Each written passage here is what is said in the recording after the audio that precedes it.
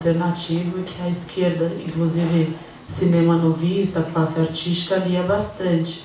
E aí esse jornal sai em 1976 com 2 críticas negativas ao filme e 2 críticas positivas feitas ao filme.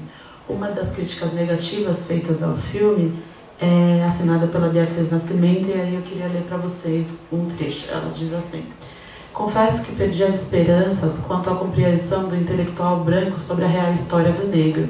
Se o senhor Diegues descesse um pouco de sua onipotência e fizesse uma reflexão sobre si mesmo e a implicação da história do seu povo em si antes de confeccionar o filme, entenderia que, devido às relações sociais e culturais, ele, como um homem branco brasileiro, possui introjetado de forma específica o negro brasileiro, na sua posição em termos de homem e de raça. Mas ele, como na maioria de seus iguais, deve ter um grande receio de descobrir esse ponto oculto. Em suma, o ethos português colonizador é de humanidade e reconhecimento da pessoa dos negros, uma escravidão amena e divertida. O senhor, Carlos Diegues, me faz pensar que sua classe, de acordo com sua tradição, está dentro da casa grande jogando restos de comida na senzala. Por favor, esqueça-nos. Por favor, nos esqueça, a nós negros. O que a Beatriz Nascimento está fazendo? Diferentemente do que vai acontecer com outros críticos negativos, críticos não profissionais que fizeram críticas negativas ao filme Chica da Silva, ela está falando que o filme coloca os negros escravizados numa forma de representação que remete muito mais a uma ideia de casa grande senzala que ela está colocando aqui como uma leitura negativa do Brasil, né? Não justa, talvez, com a luta dos negros e com a dinâmica da escravidão, né? Da opressão da escravidão sobre os negros no Brasil. E ela está falando que o Cacá Diegues ele vai ao encontro desse tipo de narrativa, não rompe com esse tipo de narrativa quando ele faz o filme Chica da Silva. Por que eu falei que ela faz isso de forma diferente com relação ao que fazem outros críticos negativos ao filme? Porque a Beatriz Nascimento ela não coloca diretamente que a questão do Cacá Diegues é expor o corpo da mulher negra de uma forma hipersexualizada no filme. O que ela está pensando é um pouco de como o filme representa os escravos negros, os escravizados negros, dentre eles a Chica da Silva. O que me chama a atenção nesse tipo de crítica feita pela Beatriz Nascimento é que, primeiro, ela aponta a crítica para o diretor, né? Ela aponta, por meio do filme, a branquitude do diretor. E uma branquitude que, em princípio, muito pela pesquisa que eu fiz para a dissertação, o Cacá Diegues não percebe sobre si mesmo. Ele se sente muito atacado e esquece que o lugar de branco dele, eu não estou falando isso de forma determinista, mas o lugar de branco dele atravessa a leitura de alguns negros para entender a obra Chica da Silva. Ou, de alguma forma, a obra Chica da Silva, para alguns espectadores negros, apresenta uma branquitude do autor. Uma branquitude sobre a qual o autor, Cacá Diegues, não pensava que pudesse ser transpassada pela obra. Talvez ele pensasse que o filme fosse chegar primeiro do que a cor dele ou a posição social de criador de um filme, como Chica da Silva. Mas o que o comentário não profissional como esse nos mostra é que o lugar social do autor empírico, nesse caso, está falando junto com a obra para uma pessoa militante pesquisadora negra como a Beatriz Nascimento. Então isso já é algo que me interessa, pensar como a obra pode também apresentar um lugar, não vou usar um jargão que eu não gosto, mas como a obra pode também apresentar a branquitude do autor nesse sentido. Mas uma branquitude que não está na obra, não dá para se perceber ela, mas que a existência da obra aponta para um diretor e mostra a cor desse diretor, e essa cor é evocada para criticar o filme.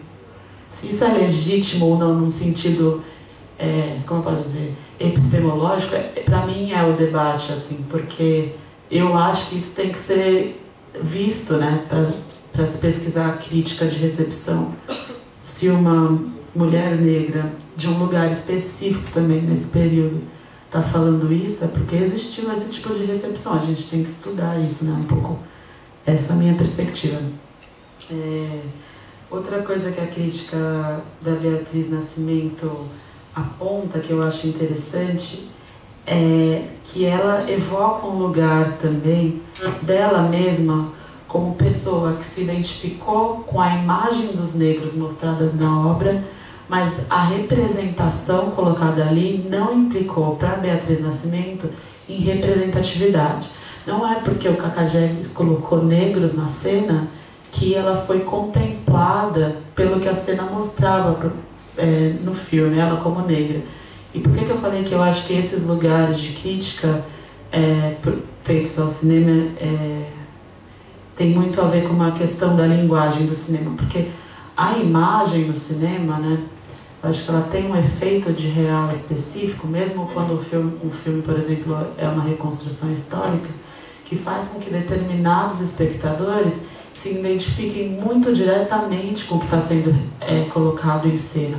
Então, o fato de o corpo negro estar sendo mostrado inteiramente acabado na cena, fazendo determinadas ações e não fazendo outras, por uma espectadora como a Beatriz Nascimento, evoca um lugar de, olha, aquele corpo está muito próximo ao da minha imagem e eu não gosto da forma como ele está sendo colocado no filme e vou falar sobre isso.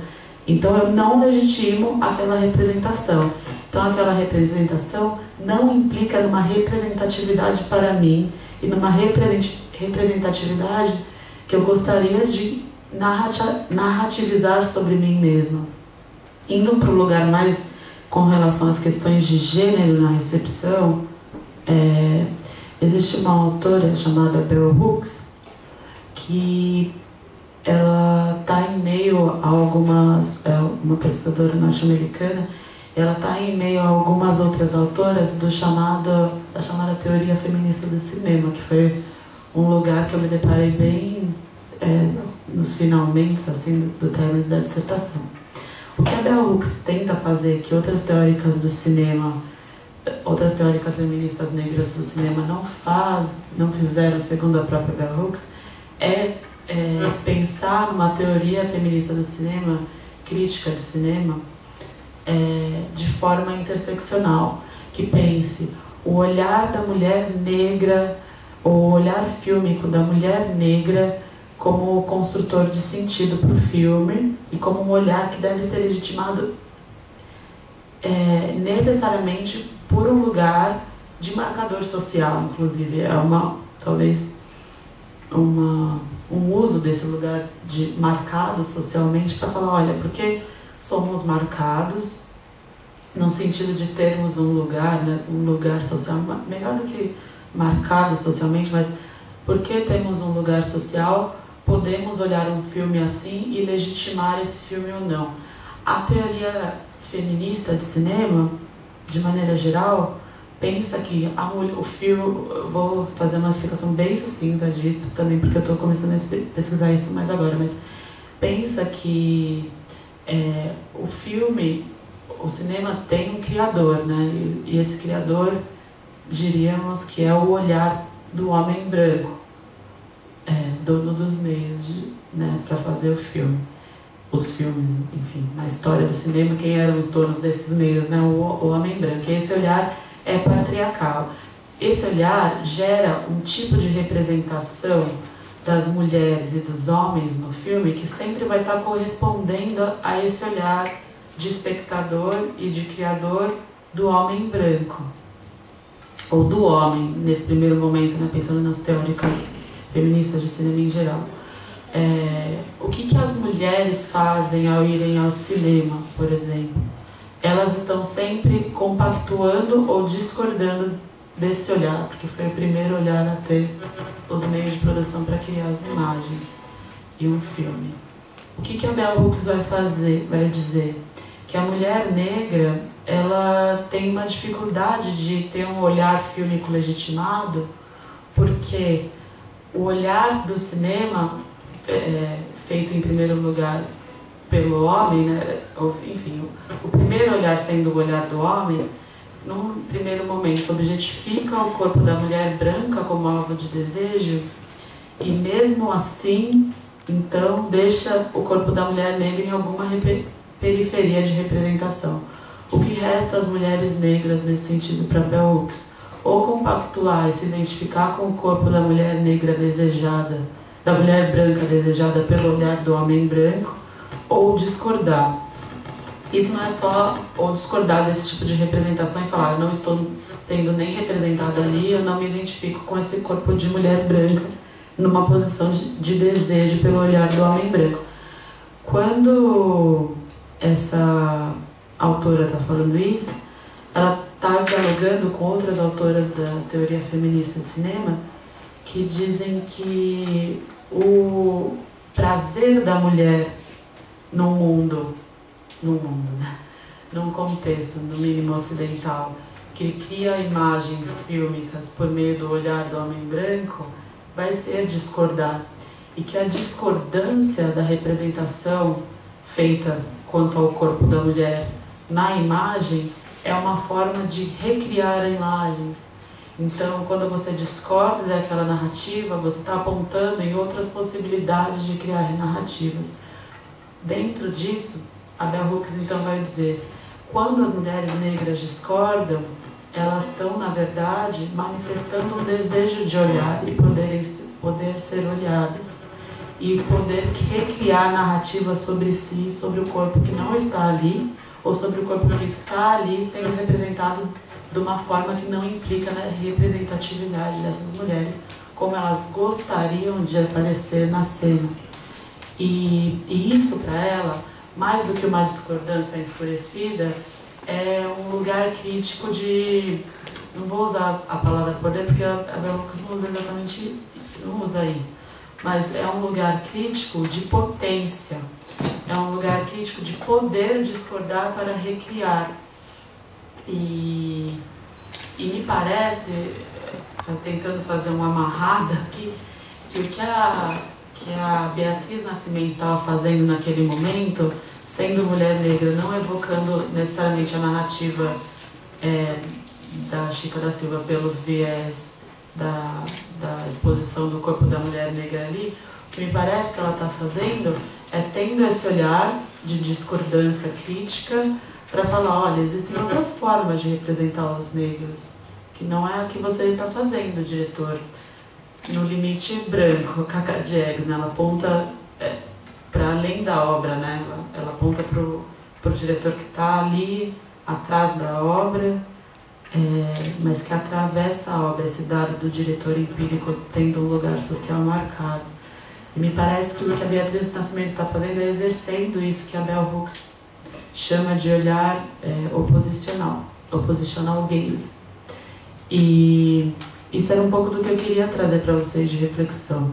Como que a gente pode pensar isso mesmo no nosso campo, assim, eu agora pensando mais sempre na comunicação e no cinema em meio a isso, não como separado disso, mas como a gente pode pensar os lugares sociais dos autores empíricos, dos atores, né, que é algo que eu também quero passar isso agora, dos atores que aparecem aí nas cenas e dos espectadores como legítimos para a gente entender o que está em jogo nesse lugar de representação e representatividade étnico, racial e de gênero no cinema e nas mídias audiovisuais que tem essa força de efeito de real específica, né, por conta da imagem.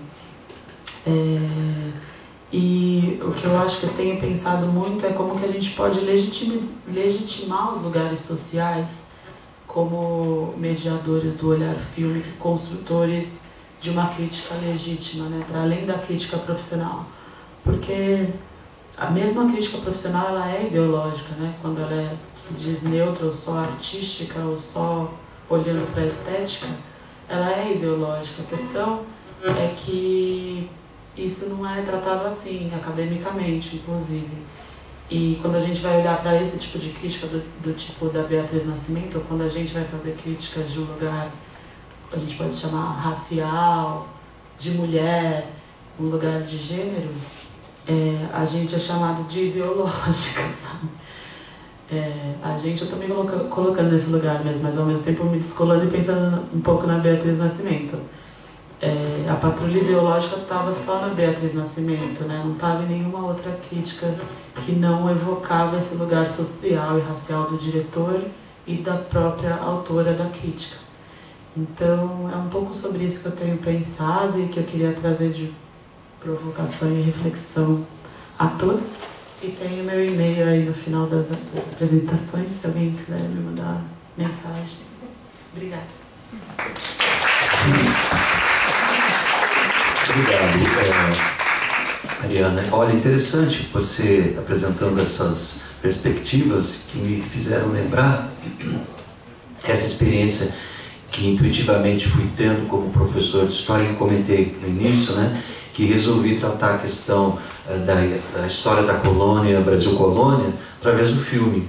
E o que acabava acontecendo, depois de um certo tempo eu fui percebendo isso, né? O que acabava acontecendo é que a gente discutia muito mais do que história da colônia no Brasil. Apareciam discussões em torno das percepções que os alunos faziam sobre a personagem, a narrativa, né, do filme, e questões como essas de gênero, de raça, eram percebidas. Então, eu acho que essa questão ideológica que você traz no debate, que está muito presente hoje, né, ela tem tudo, inclusive no olhar de cada um sobre as coisas, né? Então,